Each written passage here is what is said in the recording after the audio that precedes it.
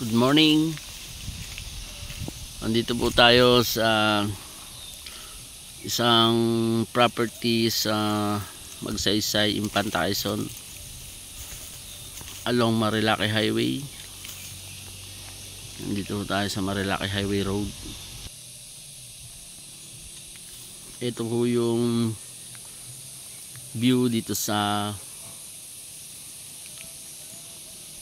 loob ng property.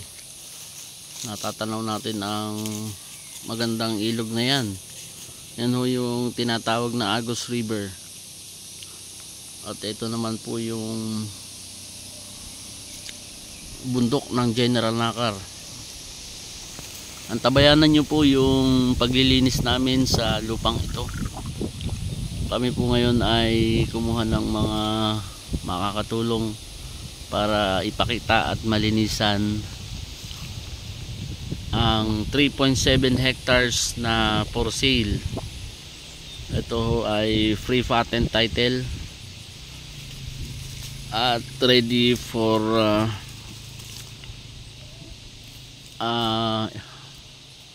yung pong buyer na gusto sa ganitong lugar. Panay kabundukan.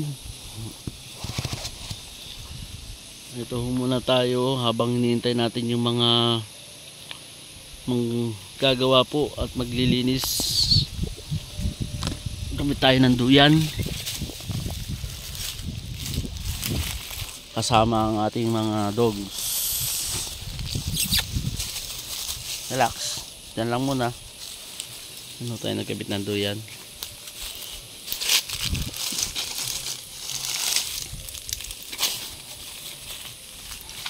Ito yung daan pababa. Mas ma-appreciate po natin itong lugar na to kapag nakita natin yung ganda ng loob. So ang gagawin po namin para mangyari yun, makita natin yung niyugan doon sa baba na mayroong mini waterfalls o batis. Kailangan po namin patabasan to. O yan, may mga ilan talim po na niyog dito, kaya lang mga bata pa po yung niyog na to kumpara yung mga nandun sa baba. Ito po ay sukat 3.7. Yan yung road pababa. At ang maganda nito, ayan lang yung kalsada, yung Marilaki Highway. Yan tayo along the road.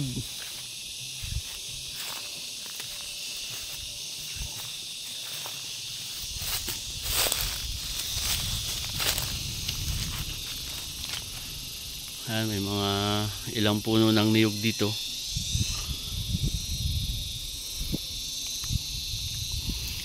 Summer po ngayon pero malamig pa rin ang hangin dito. Aldous! Aldous!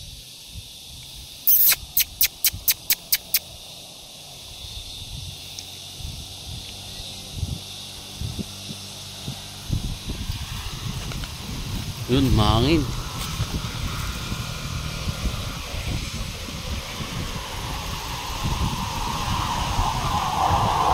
Yan po yung papunta ng Manila.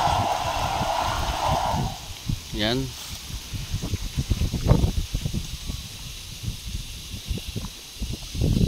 Ito yung magandang property na available dito sa lugar na to. Kung tawagin po ay barangay na Magsaysay. Nandito po yung pinakasentro ng Magsaysay. Marami na rin po mga tao dyan. Pero dito po sa pataas na to, nandito po yung mga farming, yung mga farm na malalawak. Yung pong kabila na yan, wala pa pong mga titulo. Hindi pa po siya release ng ating DNR. Pero mayroon po dito, nag-iisa-isa. Ito, mayroon po tayong 3.7. Ito nga ho yun, sa lugar na to. Ito yung magandang area, yung flat na pwede kang maglagay ng magandang rest house, overlooking view po dito. Ngayon po patriman namin yung ibang mga puno dito at saka po yung hanggang doon sa pagbaba. Yan, may mga iba-vlog po ako dyan pag malinis na po yan, yan area na yan. So abangan nyo po yun dito sa ating YouTube channel. Yan, may kuryente na po dyan, mayroong linya ng kuryente. Yung tubig po naman ng barangay nasa nakabaybay dyan sa kalsada na yan, malakas, may pwersa yung tubig, galing po dun sa taas ng Riabilia campsite. Andyan lang po sa unahan yung Riabilia campsite, isa pong hotel and restaurant.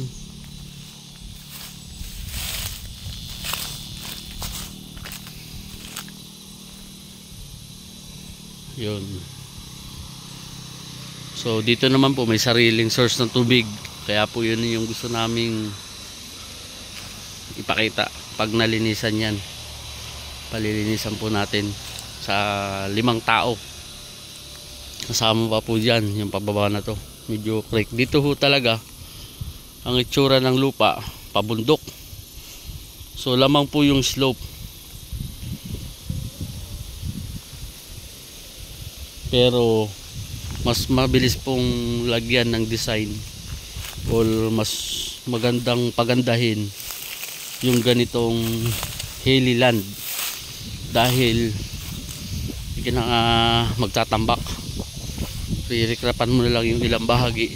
Kung maglalagay po ng mga rest house dyan, pag malinis to, may rest house dito, merong kubo dito, tapos yung pong gitna ito ho, parang ito itutuloy lang po itong semento na to habang bumababa po dyan. Ang ganda ng view kasi yung pong Agus River na yan sa kabila po ng palayan, hindi lang po makita dito. So, sa part na to yun po yung palayan oh. Yan, para pong rice terraces, kaya lang isang layer lang siya. Yung Agus River po kalmado ngayon, mahina ang tubig pero napakalinaw. At siya po ay sumikat ngayon dahil summer. Sa baba po niya napakadaming mga kubo-kubo na pinarerentahan at punong-puno po ng mga tao na pumapasyal. Pasha, yan po yung ating kasama ngayon, si Pasha, ang ating Belgian Malinois, kabady sa bundok. Ito yung part na slope pa, pero palilinisan din po namin to para makita yung baba na nandiyan po kasi yung source ng tubig. Yung mga ilang niyog po dyan, pati po dun sa baba, yung mas marami yung part dun, yun yung palilinisan natin at i-upload natin yun, i-vlog natin para makita dito sa channel na itong 3.7 hectares na to ang isa sa napakaganda na view sa lugar na to. Yan pong bundok na yan ay barangay na po ng Pisa, General Nakar na. Ang pagitan lang po ng Nakar tsaka yung Impanta, yan na pong Agus River. Pag tumawid po tayo dyan, may tulay po na malaki dun. Tapos may kalsada po dyan, rough road, papunta po sa mga may barangay pa po dyan, yan yung tinatawag na barangay Pisa.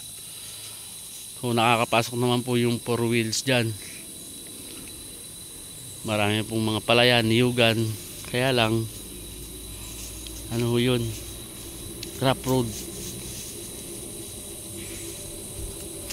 Ito yung papunta ng yung kalsada na yan, papunta ho ng Manila na. Madadaanan yung Riabilia Campsite, Esperanza Restaurant, yung Pinlac Falls, Hidden Paradise, Kawayan Falls, Yung pinakadulo po doon yung Kilometer 90 restaurant. Yan. Ito po yung lugar na kung saan magre-relax po kayo, mag-i-enjoy pa ho kayo sa hangin na lalo na ho tuwing umaga. Ang lamig po dito, may mga pagi kasi po maraming mga punong kahoy. Ito po yung dapat na hindi nawawala. Yan, ito narap po ito. Maganda ho nito, malawak yung parkingan niya.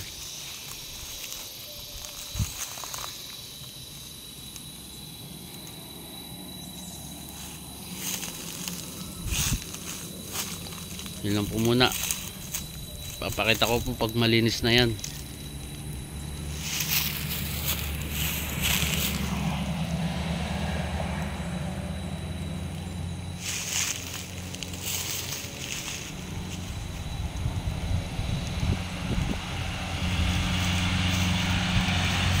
Galing po ng swimming. Papunta po ng Sampaloc pa ngayon sila. Ang lusot. Antipolo Rizal. Sa kabila po. Antipolo.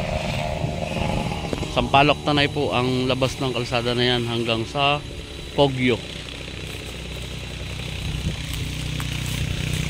Pasya.